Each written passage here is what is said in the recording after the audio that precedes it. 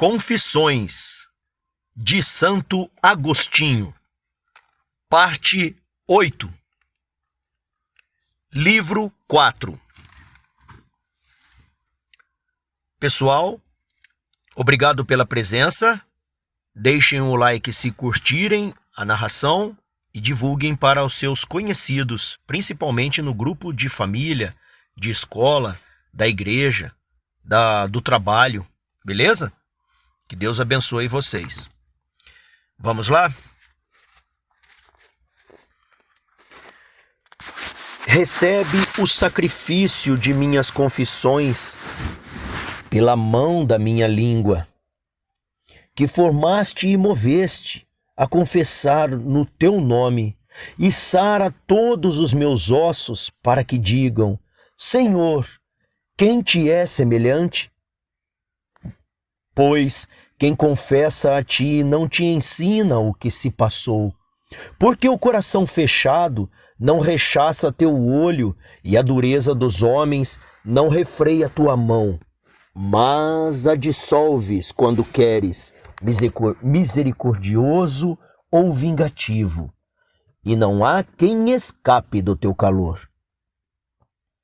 Mas minha alma te louve para te amar, e te confesse tuas misericórdias para te louvar.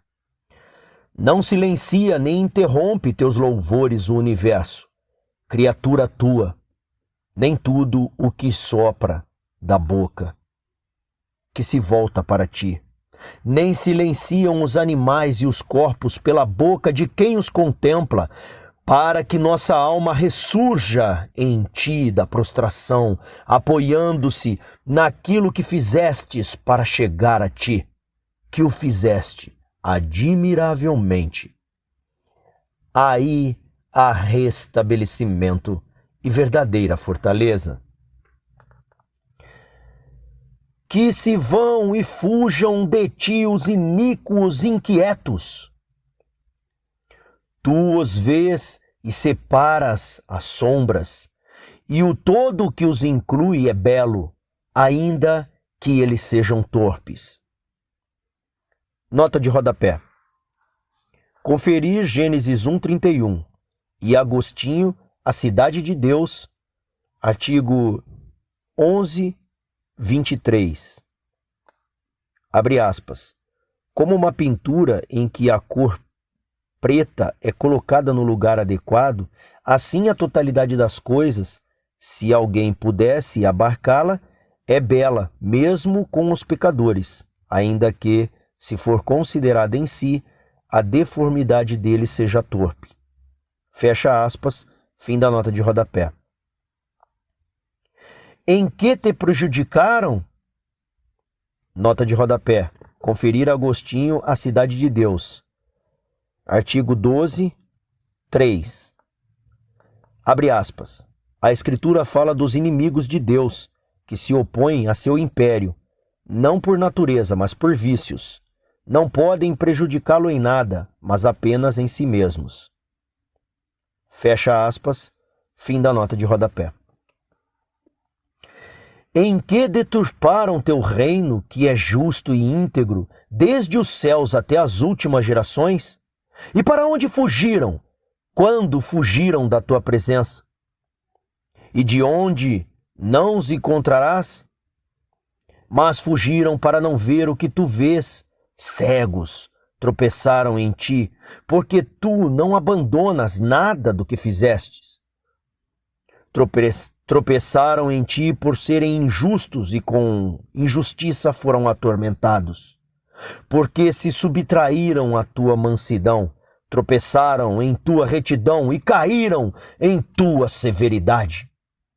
Por certo não sabem que tu estás em todo lugar, que nenhum lugar se delimita e que somente tu és presente mesmo naqueles que se afastam de ti.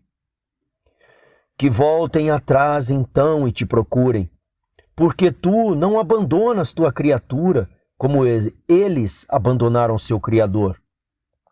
Voltem atrás e eis que está aí, no coração deles, no coração de quem confessa a ti e se atira em ti e chora no teu colo após difíceis andanças. E tu, fácil enxuga suas lágrimas. E eles choram e se regozijam nas lágrimas, porque és tu, Senhor, não um homem, carne e sangue, mas tu, Senhor, que os fizestes, restabeleceste e consolaste. E aonde estava eu quando te procurava? Tu estavas diante de mim, mas eu me afastara até de mim mesmo, e não me encontrava, quanto menos a ti. Falarei perante o meu Deus do meu 29º ano de vida. Acabara de chegar a Cartago um bispo maniqueu, de nome Fausto, grande cilada do diabo, em que muitos ficavam enredados pela isca de uma fala harmoniosa. Já eu, embora louvasse sua eloquência, mesmo assim sabia distingui-la da verdade nas questões que desejava avidamente aprender, e observava não a louça da oratória, mas o alimento da ciência que esse Fausto, renomado entre os seus, servia nela. Já ouvira falar de sua reputação como profundo conhecedor de todas as matérias mais nobres, especialmente erudito nas artes liberais. Eu, tendo lido e aprendido de cor muitas obras de filósofos, comparava algumas teses deles com as longas fábulas dos maniqueus, e julgava mais aceitável o que disseram aqueles que foram capazes de conhecer tanto a ponto de prescrutar o mundo, mas não descobriram seu Senhor. Porque tu és grande, Senhor, e enxerga os humildes, mas reconheces os altivos de longe, e não te aproxima senão dos corações contritos, e não és encontrado pelos soberbos. Ainda que eles, com perícia de curiosos, numerem as estrelas e os grãos de areias, e meçam os espaços siderais, e investiguem o percurso dos astros. Com efeito, esses conhecimentos, eles os procuram com a mente e o engenho que tu lhes deste, e descobriram muitas coisas e previram muitos anos antes os eclipses do sol e da lua, o dia, a hora, a porção que desapareceria. E não se enganaram nos cálculos. Aconteceu o que previram. Puseram por escrito as leis que encobriram. Hoje são lidas a partir delas. Se prevê em que ano e em que mês do ano, e em que dia do mês, e em que hora do dia, e em que porção luminosa desaparecerá tanto a lua como o sol. E acontece como é previsto. Admiram-se estupefados os homens que não conhecem essas matérias, exultam e se exaltam os que as conhecem, e por ímpia soberba retrogradam a si mesmos e se eclipsam de tua luz, prevendo com tanta antecedência um futuro eclipse do sol, e não vendo no presente o sol deles, porque não procuram religiosamente de onde lhes vem o engenho com que procuram, e se descobrem que tu os fizestes, não se oferecem para ti, para que tu conserves o que fizeste, nem sacrificam a ti os homens que se tomaram por causa de si mesmos, e tampouco matam suas fanfarrices de pássaros, suas curiosidades de peixes de mar que vagueiam nas varedas misteriosas do abismo, suas luxúrias de animais do campo, para que tu, Deus, fogo devorador, consuma suas mortas inquietações e os recrie para a imortalidade. Nota de rodapé. Salmos 8, de 8 a 9. No comentário a esse salmo, Agostinho identifica os pássaros com os soberbos e os peixes do mar com os curiosos, os animais do campo com os homens dedicado aos prazeres carnais. Fim da nota de rodapé. Mas não conhecem o teu verbo, caminho pelo qual fizeste o que eles numeram, e eles mesmos que numeram, e os sentidos pelos quais percebem o que numeram, e a mente pela qual numeram. E tua sabedoria é inumerável. E, no entanto, o próprio unigênito tornou-se para nós sabedoria, justiça e santificação. Foi numerado entre nós e pagou a César o tributo. Eles não conhecem esse caminho, que os faria descer deles até ele, e por ele subir até ele. Não conhecem esse caminho e se julgam excelsos e luminosos como as estrelas. E eis que caíram em terra, e o seu coração insensato ficou nas trevas. Dizem muitas coisas verdadeiras sobre as Escrituras, mas não procuram piamente a verdade, a autora das criaturas, e, portanto, não a encontram. Ou, se a encontram, tendo conhecido a Deus, não o homem, como Deus, nem lhe rendem graças, e se perdem em seus arrazoados. E se dizem sábios, atribuindo-se o que é teu, e com isso se esforçam com a mais perversa cegueira, em te atribuir o que é deles, aplicando suas mentiras a ti, que és a verdade, e transformam a glória do Deus incorruptível em semelhança da imagem do homem corruptível, e das aves, dos quadrúpedes e das serpentes, e trocam a tua verdade pela mentira, e adoram e servem a criatura no lugar do Criador. Mas eu aprendera muitas coisas verdadeiras ditas por eles sobre as criaturas, e encontrava a explicação delas em cálculos, na sucessão dos tempos e na observação direta das estrelas.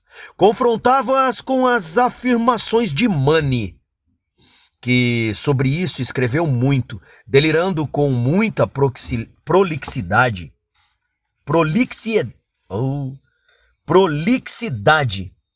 e nelas não se encontrava explicação nem dos solstícios e equinócios, nem dos eclipses dos astros que difundem luz, nem de tudo aquilo que aprendera nos livros da sabedoria mundana. Mas me impunha a crer naquelas coisas, embora não coincidissem com as explicações fundadas nos cálculos e na testemunha de meus olhos. Ao contrário, estava longe delas. Porventura, Senhor, Deus da verdade, qualquer um que saiba essas coisas, já por isso te agrada? Com efeito, infeliz o homem que as conhece todas, mas não te conhece. Feliz ao contrário quem te conhece, mesmo que não as conheça. Mas quem conhece tanto a ti quanto a elas, nem por isso é mais feliz, mas só é feliz por ti se, conhecendo-te, te honra pelo que tu és, te rende graças e não se perde em seus arrazoados.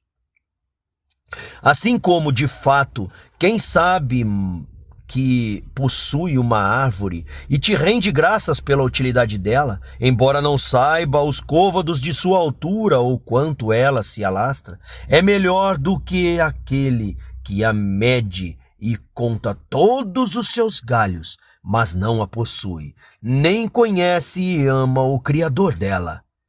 Assim o homem de fé, a quem pertence o mundo inteiro de riquezas, e que, apegando-te a ti, a quem tudo obedece, possui tudo como se não tivesse nada, embora não conheça sequer as órbitas da ursa maior.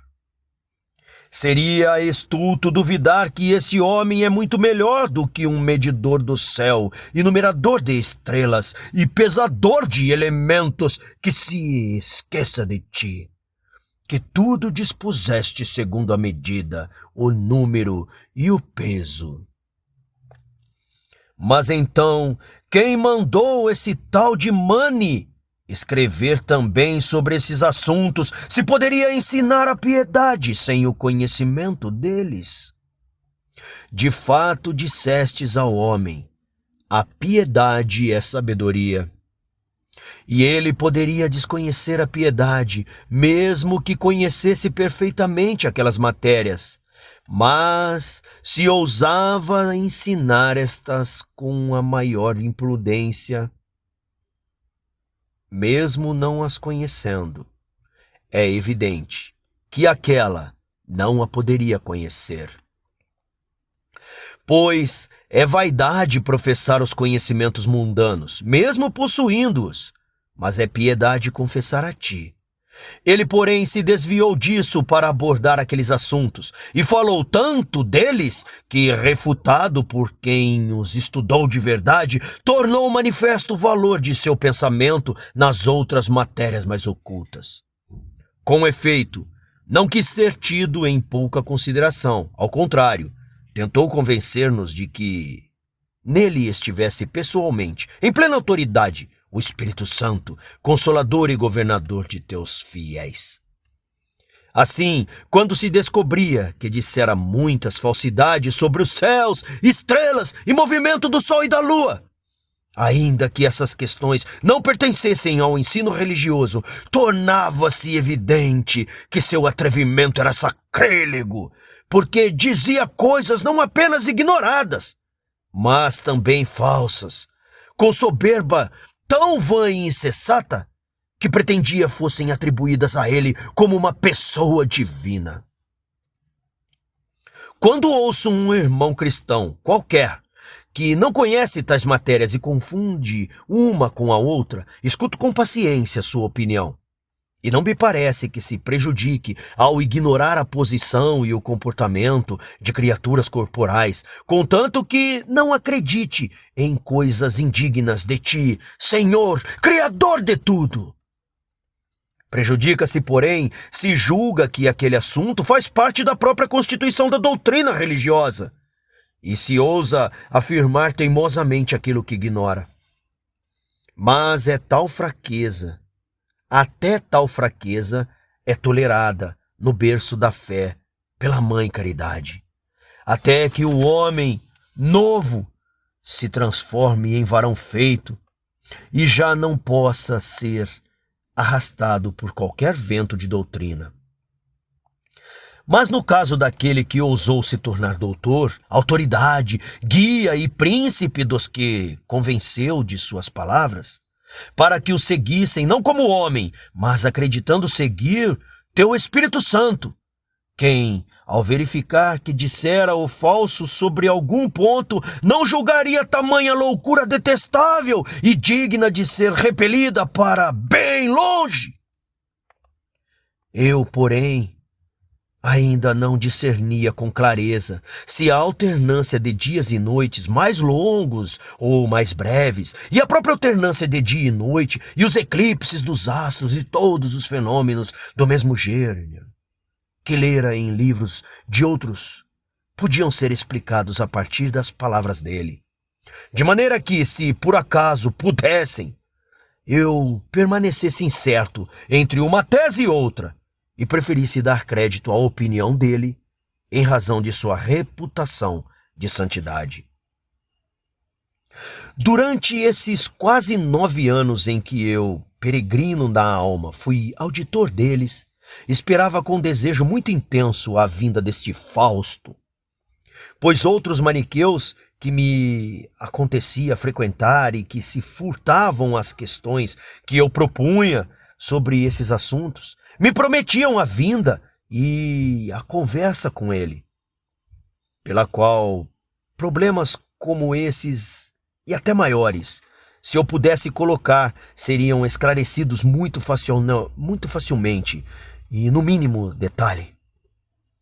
Então ele veio e conheci um homem amável, de fala suave, tagarelando de maneira muito mais agradável sobre as coisas que aqueles outros costumavam dizer.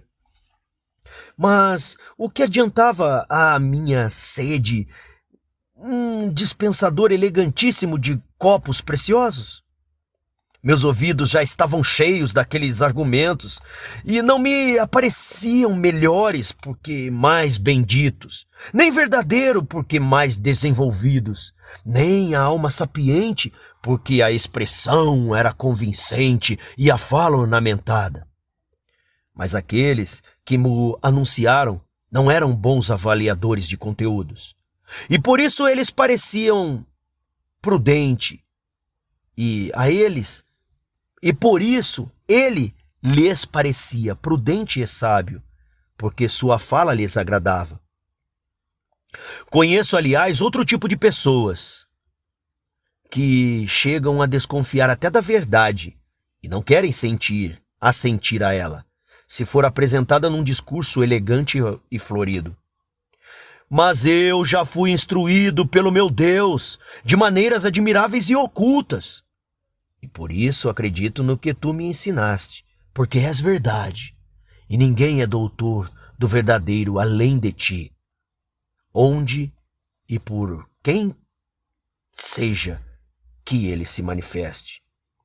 Aprendi, pois, de ti que nada deve parecer verdadeiro porque dito com eloquência, nem falso, porque os sinais proferidos pelos lábios soam desordenados. Inversamente, uma fala não é verdadeira porque pronunciada de maneira grosseira, nem falsa porque é brilhante. Há sabedoria e estultice em ambos os casos, assim como há alimentos úteis e inúteis, e as palavras elegantes ou rudes são como vasos refinados ou rústicos, em que ambos os tipos de alimentos podem ser servidos. Nota do redator. Que aula! Que aula maravilhosa nesse parágrafo, meus amigos. Se vocês não entenderam, eu aconselho que retornem e ouça pausadamente os 5, 6 minutos anteriores. Fim da minha nota. Assim, meu anseio, que por tanto tempo esperara aquele homem, deleitava-se de fato com o ímpeto e o sentimento com que ele discutia, e com a propriedade das palavras que lhe ocorriam com facilidade a revestir seus pensamentos. Deleitava-me, por certo, e como muitos, ou até mais do que muitos, louvava-o e enaltecia-o. Mas me incomodava que, confuso na multidão dos ouvintes, não pudesse levar até ele e repartir com ele as preocupações de minhas dúvidas, numa conversa íntima em que pudéssemos alternar nossas falas. Quando finalmente consegui, e com meus amigos, num momento em que não parecia inoportuno entabular um diálogo, comecei a ocupar sua atenção, apresentando os problemas que me preocupavam. Logo reconheci um homem inexperiente nas disciplinas liberais, a não ser na gramática, e dono, mesmo nesta, de um conhecimento corriqueiro. Por ter lido alguns discursos de Cícero, pouquíssimos livros de Sêneca, um ou outro poeta e textos de sua seita, escritos num bom latim, e por ter se aplicado ao exercício diário da oratória, desenvolver uma eloquência que se tornava mais bem aceita e sedutora devido à moderação de seu temperamento e certa graça natural. É assim como lembro, Senhor meu Deus, juiz de minha consciência. Perante ti estão meu coração e minha lembrança. Tu, que me conduzias pelo mistério oculto da tua providência, e já viravas meus erros indecorosos diante do meu rosto, para que os visse e os odiasse. Com efeito, quando ficou suficientemente claro que ele era incompetente naquelas artes em que eu julgara se destacasse, comecei a desesperar que pudesse destrinchar e resolver os problemas que me perturbavam. Sem dúvida, mesmo ignorando-os, poderia possuir a verdade na religião, se, porém, não fosse maniqueu. Mas é certo que os livros deles são cheios de fábulas sobre o céu, as estrelas, o sol e a lua. O que eu queria saber dele, sobretudo, apresentando cálculos matemáticos, era se o que lera em outros livros poderia ser como está escrito nos livros de Mani, e se era possível aduzir, em defesa disso, um cálculo igualmente exato. Mas já desconfiava que ele não fosse capaz de explicar isso com a devida sutileza. Quando, mesmo assim, lhe submeti essas questões para que as considerasse e discutisse, ele, com muita modéstia, não ousou assumir esse fardo. Ele sabia não saber tais coisas, e não se furtou a confessá-lo. Não era como os outros, muitos falantes, que aturei enquanto tentavam me ensinar essas matérias e não diziam nada. Esse tinha um coração sincero, ainda que não reto diante de ti, Senhor, e não desprovido de alguma cautela consigo mesmo. Não ignorava de todo sua ignorância e não quis se enganjar temerariamente numa discussão na qual não poderia triunfar sem desistir facilmente. Por isso, o apreciei ainda mais. Com efeito, é mais bela a moderação de uma alma confessa de seus limites do que são belas as coisas que eu desejava conhecer. Eu sempre o encontrei assim, em todas as questões mais difíceis e sutis.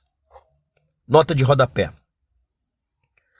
Pouco após a redação dessas linhas, por volta de 401, Agostinho publicará uma extensa refutação nas doutrinas de seu antigo mestre, contra Fausto Maniqueu, em 33 livros. Fim da nota de rodapé.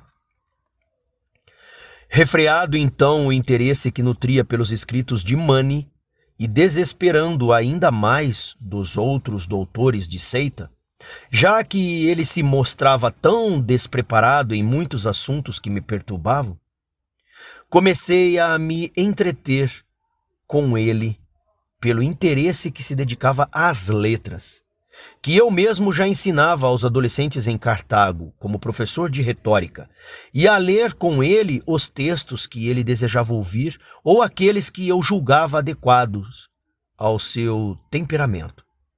De resto, conhecido aquele homem, abandonei todos os esforços que me impusera para progredir na seita.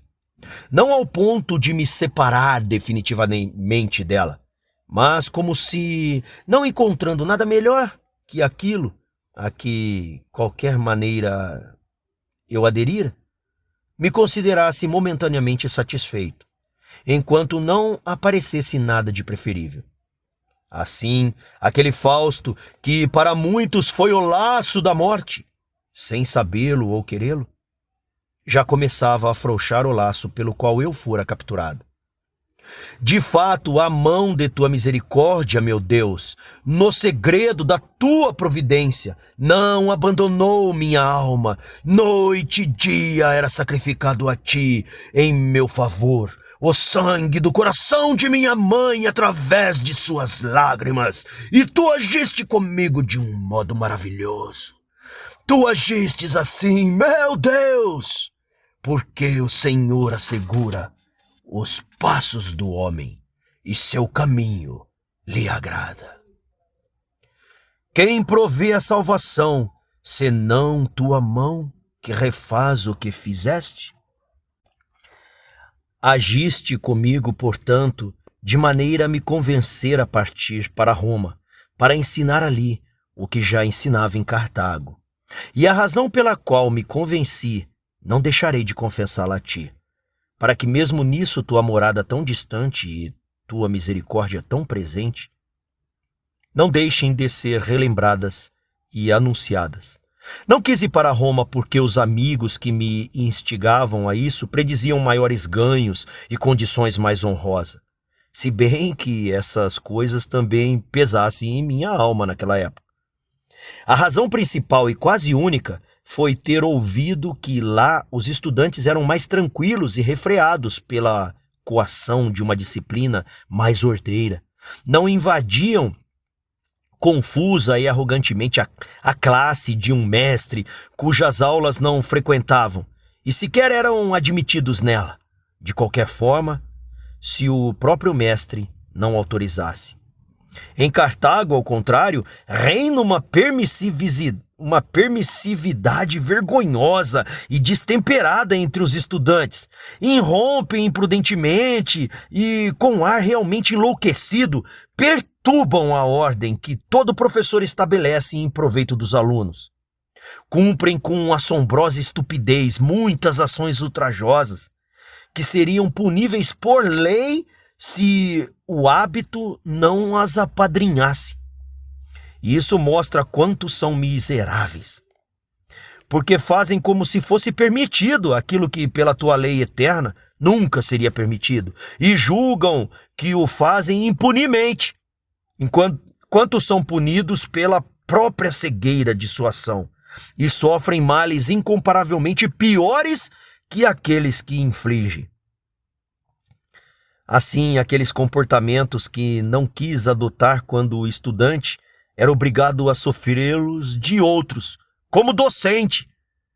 E por isso preferia ir para um lugar longe, pelo que apontavam todos os bem informados, tais coisas não aconteciam. Mas a verdade é que tu, minha esperança e minha parte na terra dos vivos, querendo que eu mudasse meu lugar terrestre para a salvação de minha alma, gerastes aguilhões em Cartago, para que eu me afastasse de lá e oferecesse seduções que me atraíram para Roma. E isso mediante pessoas que amavam esta vida morta e que aqui cometiam insanidades, lá prometiam vaidades. E tu, para corrigir meus passos, aproveitavas secretamente a perversidade, tanto delas quanto minha. Com efeito, aqueles que perturbavam minha paz eram cegados por uma raiva torpe, e aqueles que me incitavam para alhures tinham o pensamento na terra. Eu, porém, que aqui detestava uma miséria verdadeira, ali procurava uma felicidade falsa. Mas por que partiria daqui e iria para lá, tu o sabias. Deus, porém, não revelavas nem a mim, nem a minha mãe, que chorou amargamente minha partida e me seguiu até o mar. Eu a enganei, enquanto ela retinha-me com todas as forças, chamando-me de volta ou querendo viajar comigo. Eu fingi que não queria deixar sem companhia um amigo, enquanto não houvesse vento para ele navegar. Menti à minha mãe, àquela mãe.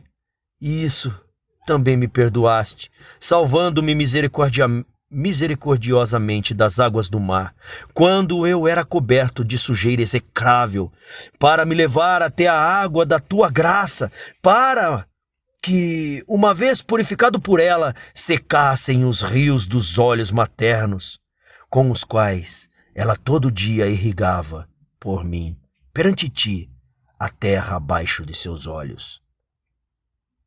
E como ela, apesar de tudo, se recusava a voltar sem mim, a duras penas a convencia a permanecer naquela noite, num lugar próximo ao nosso navio, dedicado à memória de São Cipriano.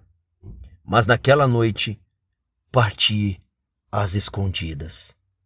Ela não, ficou rezando e chorando. E o que te pedia com tantas lágrimas, Senhor? Senão que não me deixastes navegar? Mas tu, interpretando profundamente e acolhendo a essência de seu desejo, não cuidaste daquilo que ela pedia no momento, para fazer de mim aquilo que ela sempre pediu.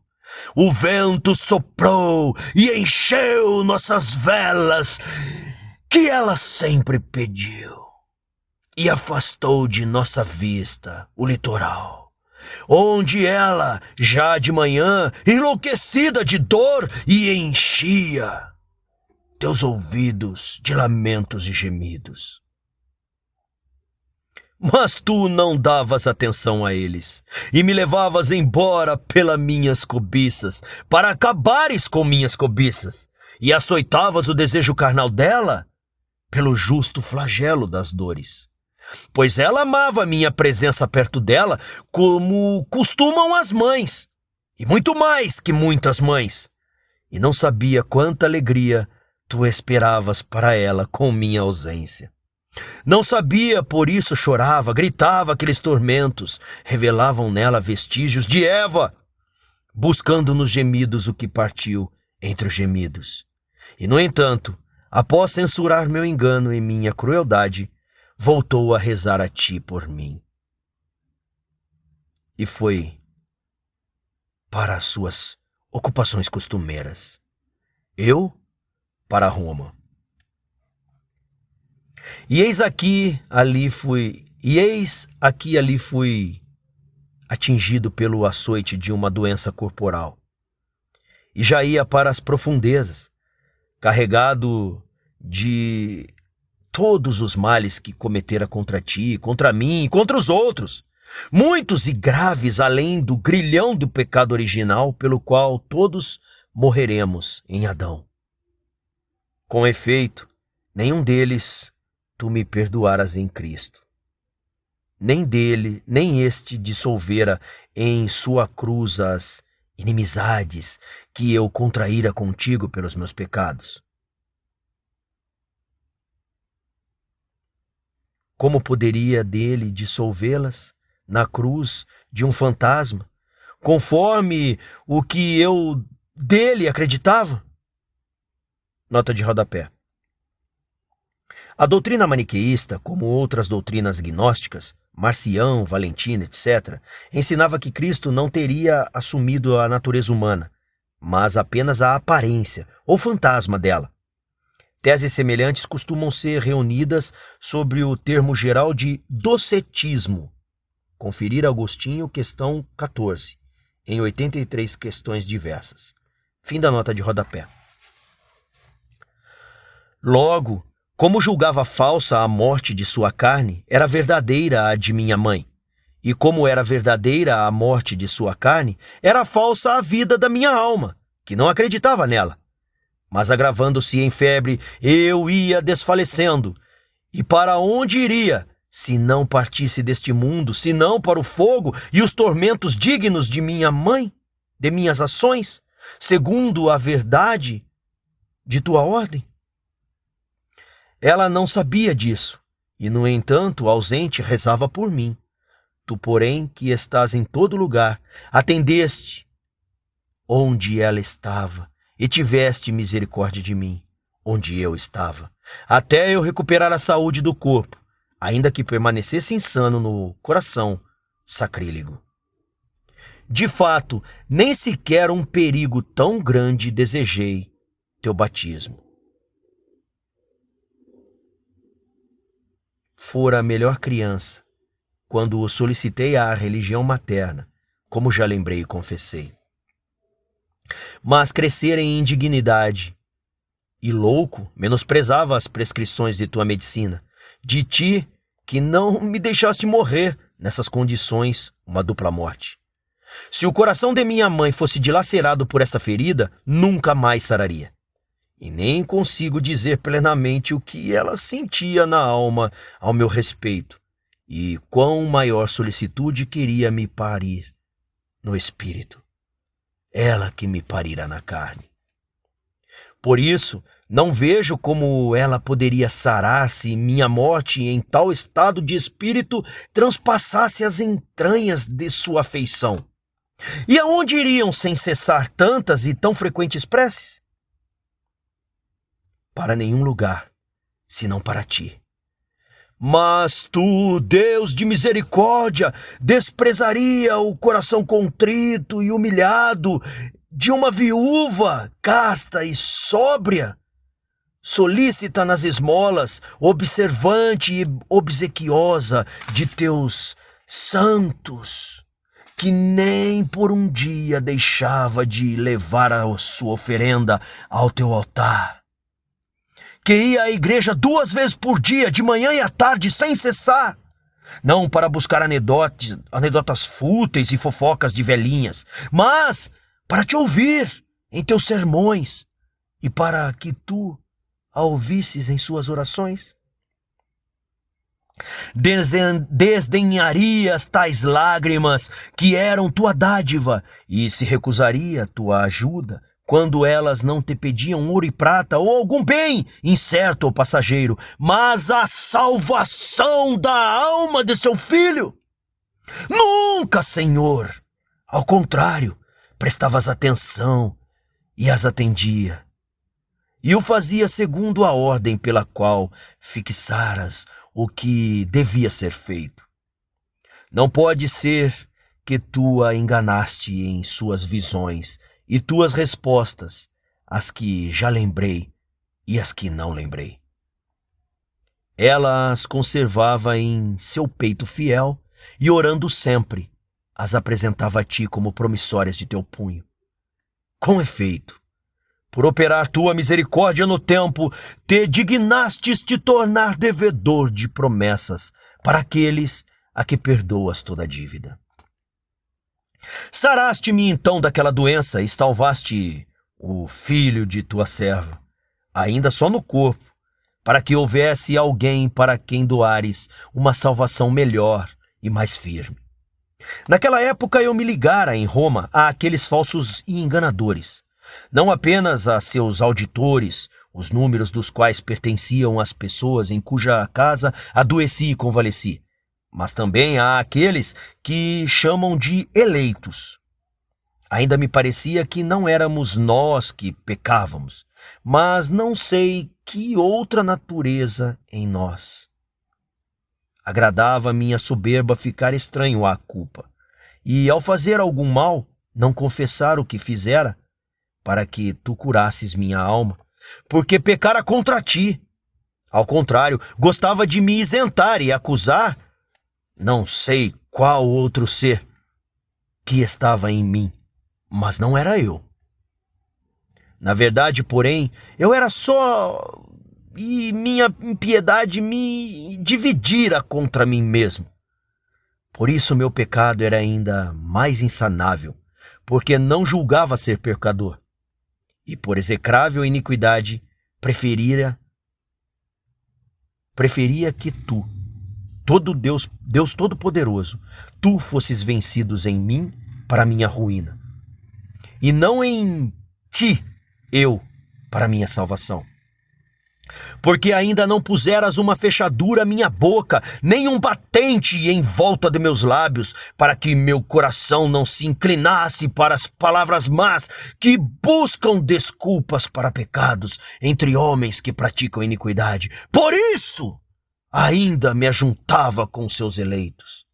Já descrente, no entanto, de poder avançar muito por aquela falsa doutrina, e mesmo aqueles argumentos que decidira aceitar até encontrar algo melhor, os retinha de maneira mais frouxa e negligente. Além disso, surgiu em mim o pensamento de que eram mais ajuizados aqueles outros filósofos que chamam de acadêmicos, os quais ponderaram que se deve duvidar de tudo e estabeleceram que nada verdadeiro pode ser aprendido pelo homem. Era isso, com efeito, que eles me pareciam afirmar publicamente, como era a opinião comum, mas ainda não entendia a intenção deles. Nota de rodapé. Agostinho se refere à nova academia, corrente cética surgida do platonismo, a qual Cícero também foi filiado. Conferir Cícero, Acadêmicas. Já convertido, Agostinho defendera sua tese de que a postura cética era apenas uma estratégia para combater a confiança estoica e epicurista nos dados sensíveis, enquanto o ensino esotérico, não divulgado fora da escola, continuaria a cultivar a busca de um conhecimento inteligível, segundo os ditames de Platão. Conferir Contra Acadêmicos 3, 17, 37 e SS. Fim da nota de rodapé. E não me furtava a rebater a confiança excessiva do meu próprio anfitrião nas fábulas de que são cheios os livros maniqueus. Todavia mantinha com eles uma amizade mais estreita do que com os outros homens, e que não aderiam àquela heresia.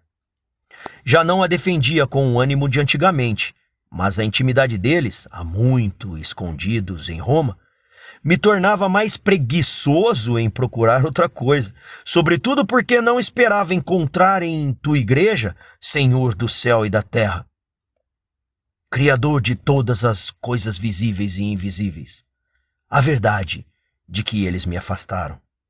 Parecia-me muito ignóbil acreditar que tu tivesses a figura da carne humana e fosse delimitado pelos contornos de nossos membros corporais, mas quando queria meditar sobre o meu Deus, não sabia pensar senão numa massa corporal, porque achava que não houvesse nada que não fosse tal. Essa era a causa principal e quase única do meu inevitável erro. De fato, por causa disso, acreditava que o mal também fosse uma substância da mesma ordem e possuísse uma massa obscura e deforme, ou espessa, chamada então de terra, ou rarefeita e sutil, como a matéria do ar. E imaginava que esta rastejasse por aquela terra como uma mente maligna. E como a devoção me obrigava a acreditar em um Deus bom, nunca criaria uma natureza má, postulava que houvesse duas massas contrapostas, ambas infinitas, porém a má menor, a boa maior, e desse princípio pestilento decorriam para mim outros sacrilégios. Com efeito, quando minha alma tentava voltar à fé católica, era rejeitada, porque acreditava que a fé católica fosse o que não é, e me parecia mais devoto acreditar que tu, meu Deus, a quem confessavam por intermédio tuas misericórdias, fosse infinito por todos os lados, menos por um, onde se oporia a ti a massa do mal, do que acreditar que tu fosses delimitado por todas as partes pela forma de um corpo humano.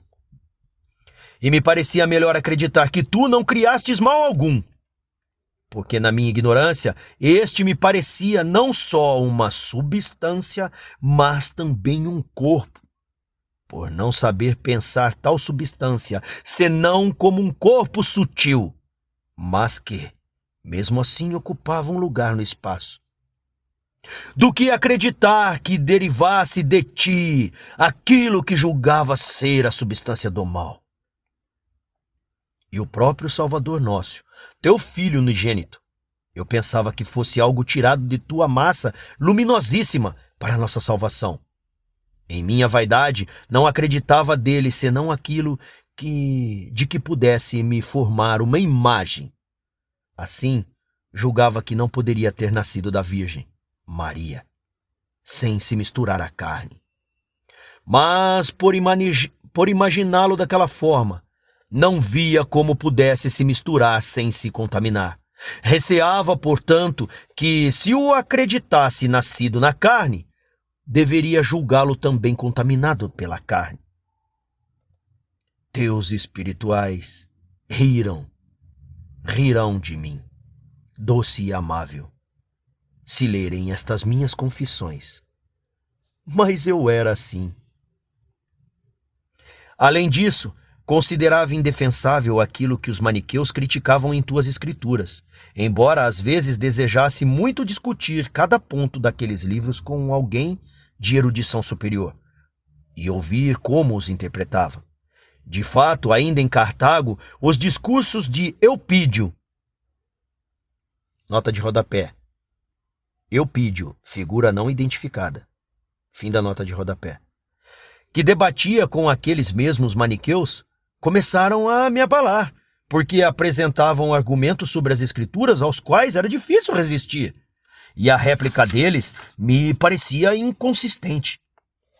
Aliás, eles raramente defendiam sua posição em público, mas apenas em segredo conosco, afirmando que as escrituras do Novo Testamento foram adulteradas por não sei quem, que quis enxertar a lei judaica na fé cristã. Mas nunca me apresentava um exemplar não corrompido. Eu, porém, me sentia especialmente oprimido e como que amarrado e sufocado pelo pensamento daquelas massas corporais. Embaixo delas, ofegante, não conseguia respirar o ar claro e simples de tua verdade. Solícito, comecei a me dedicar ao meu projeto para o qual viajara, ensinar retórica em Roma. E inicialmente reuni em casa alguns alunos, com os quais e pelos quais comecei a me destacar. Mas logo percebi que em Roma me acontecia algo que não sofrera na África. Com efeito, como pude constatar, é verdade que ali não se dão aquelas algazarras de adolescentes perdidos, mas de repente me contam para não pagar o honorário ao mestre. Muitos adolescentes entram em conluio e se transferem para outro, atraindo a confiança e menosprezando a justiça por amor do dinheiro. Meu coração os odiava, mas não com ódio perfeito. Nota de rodapé. Salmo 139 e 138, 22. Vulgata. Segundo o comentário de Agostinho, a esse salmo, odiar com ódio perfeito significa odiar não o homem, mas o vício que está nele. Fim da nota de rodapé. De fato, os odiava mais por ser eu, no caso, a vítima deles, do que pelo ato ilícito que poderia ser cometido contra qualquer um.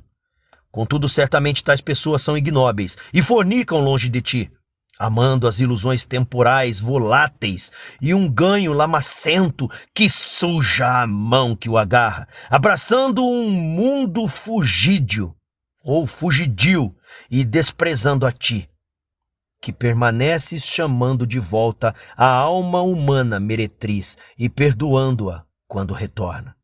Agora também odeio pessoas assim, más e pervertidas, mas amo-as para corrigi-las, para que prefiram ao dinheiro, ao dinheiro a instrução que adquirem, e ainda que prefiram esta, Deus, verdade e abundância do bem seguro e castíssima paz.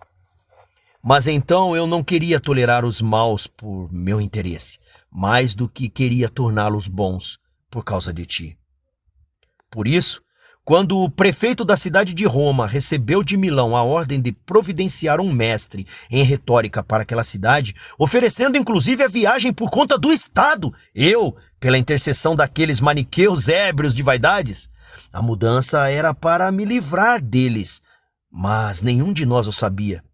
Solicitei ao então prefeito, Símaco, que me enviasse, depois de me aprovar na declamação de um discurso. Nota de rodapé em Símaco. Quinto Aurélio Símaco, um dos mais importantes literatos e oradores pagãos da época. Foi prefeito de Roma em 384 e 385. Envolveu-se em polêmicas com o Papa Dámaso I e com Ambrósio, opondo-se à remoção do altar dedicado à Vitória no Senado. Fim da nota de rodapé. E cheguei a Milão, cidade do bispo Ambrósio, conhecido como uma das maiores personalidades do mundo. Teu pio devoto, que naquela época em seus sermões distribuía diligentemente a teu povo a flor do teu trigo, a alegria do teu óleo e a sóbria embriaguez do vinho. Eu, porém, era conduzido a ele por ti inconscientemente, para que ele me conduzisse a ti cientemente. Aquele homem de Deus me recebeu paternamente e se felicitou bastante como bispo pela minha chegada. Eu comecei a amá-lo de início, porém não como doutor da verdade que ainda não esperava de tua igreja, mas como homem benévolo comigo. E o ouvia atento enquanto discursava em público, não com a intenção que deveria ter, mas como para testar se sua eloquência correspondia à sua fama ou se era menos ou mais fluente do que diziam. E concentrava atenção nas palavras, mas permanecia desinteressado e desdenhoso dos conteúdos. E me agradava a suavidade de seu elóquio, que, no entanto, era menos brilhante e doce do que o de Fausto, no que diz respeito ao estilo da declamação, embora fosse mais erudito. De resto, quanto aos conteúdos em si, não havia comparação. Este divagava pelos enganos maniqueístas, aquele ensinava a salvação, de maneira mais salutar. Mas a salvação está longe dos pecadores, do que então eu fazia parte. Aproximava-me, porém, lenta e inconscientemente. Com efeito, embora não me preocupasse em aprender o que ele dizia, mas apenas em ouvir o que ele dizia, porque no desespero de que um caminho para ti pudesse se abrir para o homem, só me restava esse interesse inútil. Todavia, junto com as palavras que apreciava, entravam na minha alma também os conteúdos que menosprezava. Não podia separar uma coisa da outra, e quando meu coração se abria para perceber como ele era eloquente ao falar, ao mesmo tempo penetrava nele, ainda que aos poucos, quão verdadeiras eram as coisas que dizia. De fato, inicialmente, aqueles argumentos começaram a me parecer defensáveis, e a fé católica, a favor da qual julgava que nada pudesse ser ditos contra as objeções maniqueístas, já estimava que pudesse ser sustentada sem impudência, sobretudo após ouvir repetidamente a solução deste ou daquele enigma das antigas escrituras, que me matava quando interpretava a letra. Assim, diante da explicação espiritual de muitas passagens daquele livro, já me arrependia do meu desespero, pelo qual acreditara até então que absolutamente nada pudesse ser oposto àqueles que detestavam e ridicularizavam as leis, a lei e os profetas. Contudo, mesmo assim, não sentia que devesse seguir a via católica, porque, embora esta pudesse dispor de doutos defensores que rechaçassem as objeções com abundância e sem disparates, nem por isso achava que devesse ser condenada à seita a qual pertencia, porque os argumentos de ambas as partes se equivaliam. A católica, portanto, já não julgava vencida, mas tampouco ainda me parecia vencedora. Apliquei-me então energicamente para ver se podia, de alguma maneira, por provas certas, demonstrar a falsidade das teorias maniqueístas. Se eu pudesse conceber uma substância espiritual, imediatamente todas aquelas construções se dissolveriam e abandonariam minha alma. Mas não podia! Todavia, após muitas reflexões e comparações, várias outras filosofias me pareceram muito mais aceitáveis quanto a este mundo corporal e todas as naturezas percebidas pelos sentidos corporais. Assim resolvi que deveria abandonar os maniqueus e duvidar de tudo, flutuando entre todas as escolas, segundo a atitude que se costumava atribuir aos acadêmicos, e julguei que nessa fase de dúvida não deveria permanecer numa seita à qual já preferia muitos filósofos. Recusava-me, porém, a entregar inteiramente à cura da debilidade de minha alma a filosofias que não admitisse o nome salvífico de Cristo. Decidi então tornar-me catecúmeno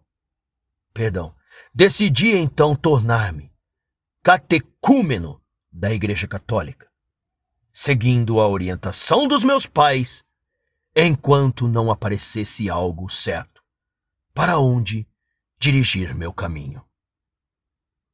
Nota de rodapé. Seguir a religião tradicional dos antepassados, sem com isso julgá-la melhor que as outras, era um costume recomendado pela Nova Academia. Conferir Cícero, De Natura Deorum 3:2. Fim da nota de rodapé.